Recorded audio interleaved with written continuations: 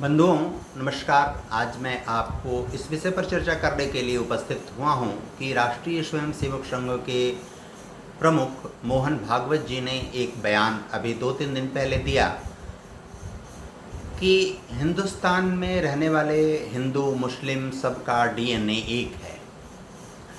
निश्चित रूप से यह बात बहुत जरूरी, आवश्यक और आधारभूत कारणों से दिया हुआ बयान प्रथम दृष्टया प्रतीत होता है। इसलिए प्रतीत होता है क्योंकि आप जब देखेंगे कि उर्दू वास्तव में कोई भाषा नहीं है बल्कि एक लश्करी ज़बान है, और वह लश्करी ज़बान जो खाना बदोश जीवन जीने वाले लोग थे हिंदुस्तान में, वह एक स्थान से दूसरे, दूसरे से तीसरे, तीसरे से चौथे स्थान पर घुमंतु प्रकार के जो लोग थे, उन लोगों ने अपनी बोली और भाषा जहाँ जहाँ गए वहाँ वहाँ के स्थानीय लोगों से बोली और भाषा और उसके शब्दों को प्राप्त किया और एक मिश्रित युग्म उनका बोलियों और भाषाओं का तैयार हुआ, जिसे आप उर्दू कहते हैं। वह उर्दू अरबी नहीं है। हिंदुस्तान में जो मुस्लिम समुदाय के लोग भाषा या बोली का प्रयोग करते हैं, वह 95% से 95% से एबव वह बोली और भाषा उर्दू है, अरबी नहीं है। और आप जब उनका सर्वेक्षण करेंगे तो आप इस तथ्य की गहराई में वास्तविक अर्थों में पहुंच पाएंगे। अरबी नहीं है इसका मतलब है कि उनके पूर्वज या वे स्वयं वास्तव में मुसलमान नहीं थे या हैं। और इसी कारण मोहन भागवत जी का बयान जो है, वो बयान यह कहता है कि दोनों का डीएनए एक है, क्योंकि 4 पीढ़ी, 6 पीढ़ी, 8 पीढ़ी, 10 पीढ़ी, 12, 15 पीढ़ी पहले भारत के जो आज मुसलमान हैं, वे मुसलमान और उनके पूर्वज कन्वर्टेड थे, मतांतरित हुए थे। वो धौंस के बल पर, तलवार के बल पर और जोर जबरदस्ती करके उनको मतांतरित कराया गया। और जब उनको मतांतरित कराया गया तो स्वाभाविक रूप से या तो वे गुमराह होकर मतांतरित हुए, या तो बलपूर्वक तलवार के बल पर वो मतांतरित हुए। और इस कारण जब वो मतांतरित हो गए तो उनको और अधिक गुमराह करने का उन लोगों को अवसर मिला जो 1% या आधे % या 1.5% अरबी बोलने वाले लोग हैं हिंदुस्तान में। और हिंदुस्तान में मतांतरण और इस तरह की गतिविधियों को बहुतायत से अंजाम देते हैं। उनका लक्ष्य और उद्देश्य यही है। और तबलीगी जमात जैसे लोग इस कार्य में लगे हुए लोग हैं। इन सब कारणों से यह तो प्रमाणित और सिद्ध होता है, हिंदुस्तान में जो आज मुसलमान हैं उसमें 95% से अधिक मुस्लिम मतांतरित हैं। उनके पूर्वज हिंदू थे या भारतीय थे। और ठीक इसी प्रकार हिंदुस्तान में जो मुसलमान हैं, वे मुसलमान 95% से, उसमें 95-96% से अधिक उर्दू बोलते हैं, वो अरबी नहीं बोलते हैं। एक चीज़ हमेशा ध्यान में रखना चाहिए कि उर्दू में अरबी के कुछ शब्द हैं जरूर, लेकिन वास्तव में उर्दू अरबी के निकट या अरबी के आसपास या अरबी से जुड़ी हुई बोली और भाषा नहीं है। उसमें हिंदी के भी बहुत सारे शब्द हैं, अन्य भारतीय भाषाओं के बहुत सारे शब्द हैं, अन्य भारत में बोली जाने वाली 1000 से अधिक बोलियों के भी शब्द उसमें हैं, ठेठ भोजपुरी के भी शब्द आपको उसमें प्राप्त होंगे। इस पर कभी अलग से मैं चर्चा करूंगा। लेकिन वह अरबी से निकली हुई बोली या भाषा उर्दू नहीं है, वह एक लश्करी ज़बान है। और उसमें जो घुमंतु प्रकार के लोग थे, लश्करों में, समूहों में चलकर खाना बदोश जीवन जीने वाले लोग, एक स्थान से दूसरे, दूसरे से तीसरे, तीसरे से चौथे, प्रायः इस तरह के लोग जो गरीब थे, असहाय थे और परेशान हाल थे, इन पर जोर जबरदस्ती और तलवार का बल ज़्यादा काम किया और अधिकांशतः ऐसे लोग परिवर्तित हुए, मतांतरित हुए। इस कारण यह बात बहुत जरूरी, बहुत आवश्यक, बहुत तर्कसंगत, बहुत आधारभूत बात मोहन भागवत जी ने कहा कि सबका डीएनए एक है।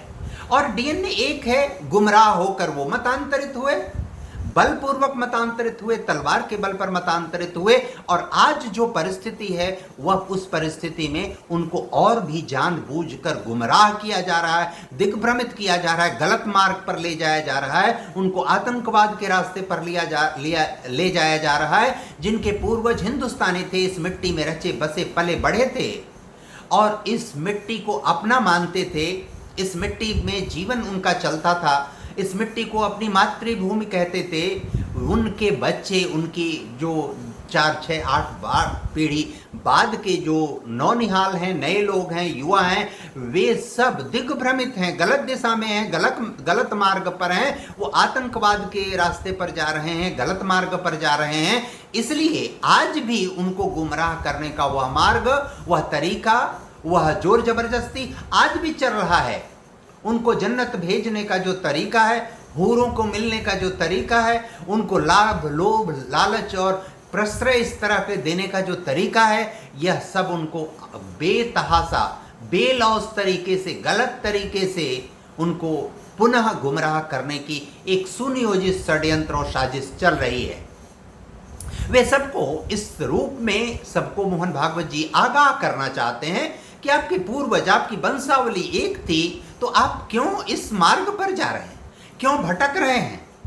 फारूक अब्दुल्ला जी स्वयं कहते हैं कि हमारे पूर्वज हिंदू थे, हम कश्मीरी ब्राह्मण थे। बहुत सारे आप पूर्वांचल में देखिए, पूर्वांचल में वो अपना नाम मुस्लिम लिखते हैं, उसके आगे लिखते हैं शाही, उसके आगे लिखते हैं सिंह, उसके आगे लिखते हैं पांडे, उसके आगे लिखते हैं कोई और उपजाति। इसका मतलब है कि वे कहीं ना कहीं उनके पूर्वज, उनकी हेरिडिटरी, उनके रीति रिवाज, उनकी पूजा पद्धति, उनके शादी विवाह के अवसरों, त्योहारों को देखिए तो उसमें भी बहुत सारे पुट आपको प्राप्त होंगे जो हिंदुओं में वो रीति रिवाज प्रचलन में है।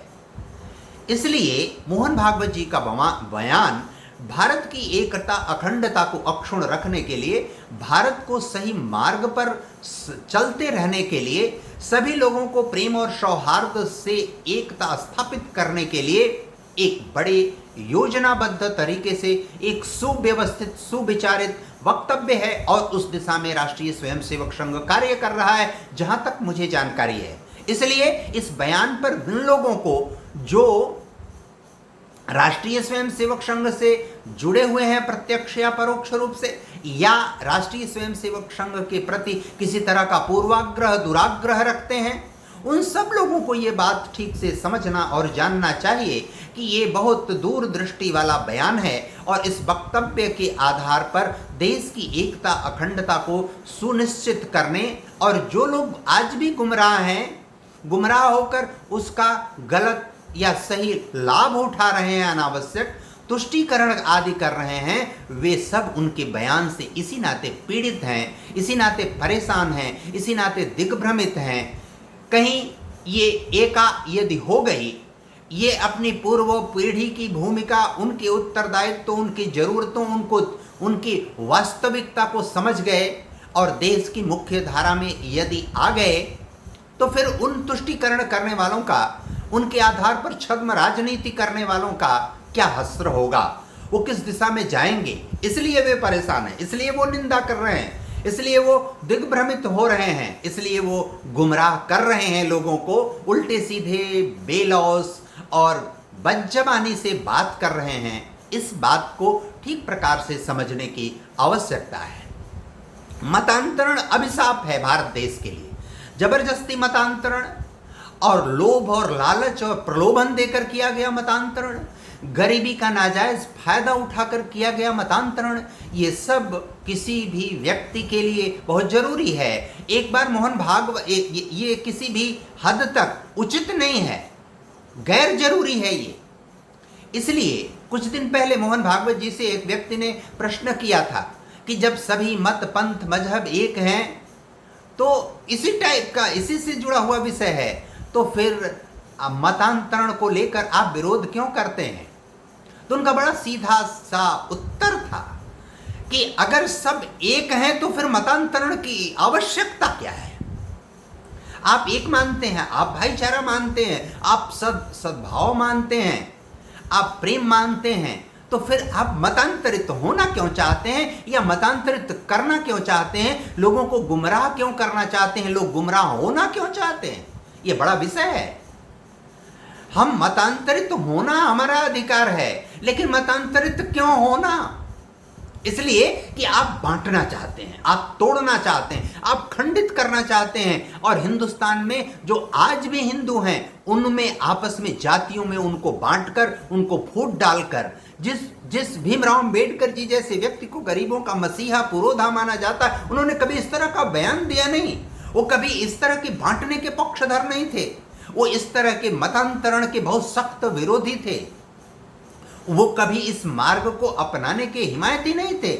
जब उनको पीड़ा हुई, तकलीफ हुई, तो उन्होंने कहा, मैं हिंदुस्तान में पल्लवित पुष्पित हुए किसी विचार को, किसी संप्रदाय को, किसी मत पंथ को मैं स्वीकार कर लूंगा, लेकिन जिसका उद्भव हिंदुस्तान में है ही नहीं, हिंदुस्तान से उसका कोई लेना लादना नहीं है, ऐसी चीजों को मैं कतई स्वीकार नहीं करूंगा।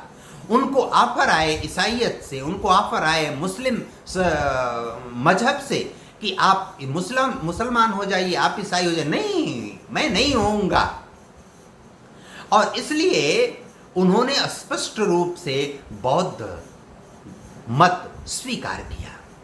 एक बात बहुत महत्वपूर्ण है भीमराव अंबेडकर जी के बारे में भी, कि एक बात और बहुत जरूरी है, शिद्दत से सबको महसूस करना चाहिए, वो इस बात के किसी भी तरह से विरोधी नहीं थे कि हिंदुस्तान में ऊंच नीच का जो भेद है वो जाति आधारित हो। वे हमेशा ये चाहते थे कि जो लोग अच्छा कर रहे हैं, जो लोग मंदिर में जाना चाहते हैं, जो लोग कहीं आना जाना चाहते, सबको समान अधिकार होना चाहिए। हम पवित्रता से, हम साफ सफाई से, चाहे हम घुमंतु जाति के हों, चाहे हम किसी भी जाति के हों, हम साफ सफाई से, हम भी पूजा आराधना करना चाहते हैं, मुझे भी जाने दीजिए। जो कुछ लोग, रत्ती भर लोग जो इन सब चीज़ों को अनावश्यक फंसाए हुए थे, उस कारण से उन्होंने बौद्ध मत स्वीकार किया। लेकिन बहुतायत समाज हिंदुस्तान में पुरातन काल में भी एक था, आज भी एक है। उसको तोड़ने, बांटने, खंडित करने की जो सुनियोजित और अनियोजित साजिश दुनिया के लोगों के द्वारा की गई। भारत को जातियों में बांट दो, भारत को संप्रदायों, मजहबों में बांट दो, भारत में लोगों को मतांतरित करके उनकी मजहब, मत, पंथ, पूजा पद्धति भिन्न भिन्न कर दो और वे लोग गुमराह होकर गलत मार्ग पर जाएं। इसलिए क्योंकि जब आप अपना मातृभूमि के प्रति आस्था बदलते हैं, जब आप अपना पूजा पद्धति, रीति रिवाज, रहन सहन, मूल्य, परंपरा को बदलते हैं, तो अपनी आप जमीन को बदलते हैं जिस पर आप पैदा हुए हैं, जिस पर गिरकर उदर दरी का तुमने जन्म लिया है, जिसका खाकर अन्न सुधा समनीर समीर पिया है, वह स्नेह की दयामयी माता तुल्य मही है। और उस मही का वह टुकड़ा और भी महत्वपूर्ण आपके लिए हो जाता है, वह लोकेशन महत्वपूर्ण हो जाता है, वह जगह और स्थान महत्वपूर्ण हो जाता है जहां पर आपने जन्म लिया है। वहां से आपकी आइडेंटिटी, वहां से आपका परिचय जुड़ जाता है उस स्थान से। भारत नहीं, स्थान का वाचक यह गुण विशेष नर का है। यह एक सील का नहीं, सील यह भूमंडल भर का है। इसलिए आप भारत की श्रेष्ठता, भारत की मर्यादा, यहाँ सबको साथ लेकर चलने, साथ रहने, सबको समरस भाव में एक साथ जोड़ने की जो कोशिश है, उस कोशिश के तहत, उस कोशिश के कारण मोहन भागवत जी का यह बयान है। मतांतरण भारत में हर कीमत पर रोकना चाहिए। और एक चीज हमेशा समझना चाहिए कि मत, पंथ और जो बांटने की, तोड़ने की, बदलने की साजिश करते हैं, वह इस देश के, इस समाज के हितैषी नहीं हैं। जब भी यह प्रश्न खड़ा किया जाएगा कि यदि सब मत पंथ मजहब एक हैं तो मतांतरण का विरोध क्यों, तो उसके साथ या उससे भी जरूरी सवाल जरूर खड़ा होगा, यदि सब मत पंथ मजहब एक हैं तो मतांतरण की आवश्यकता क्यों। मोहन भागवत जी के इस जरूरी और आवश्यक वक्तव्य और इस आखिरी उनके प्रश्न का बहुत महत्व और मूल्य है भारत देश के लिए, भारत की एकता और अखंडता के लिए। इसलिए मैं उनके इस वक्तव्य की भूरी भूरी प्रशंसा करता हूं, सराहना करता हूं। देश हित समाज हित में दिया गया यह श्रेष्ठ वक्तव्य है, उस पर सबको सदाचरण पूर्वक चलने का यत्न करना चाहिए, प्रयत्न करना चाहिए, उस मार्गदर्शक संकेत को स्वीकार करना चाहिए। बहुत बहुत धन्यवाद। नमस्कार सभी।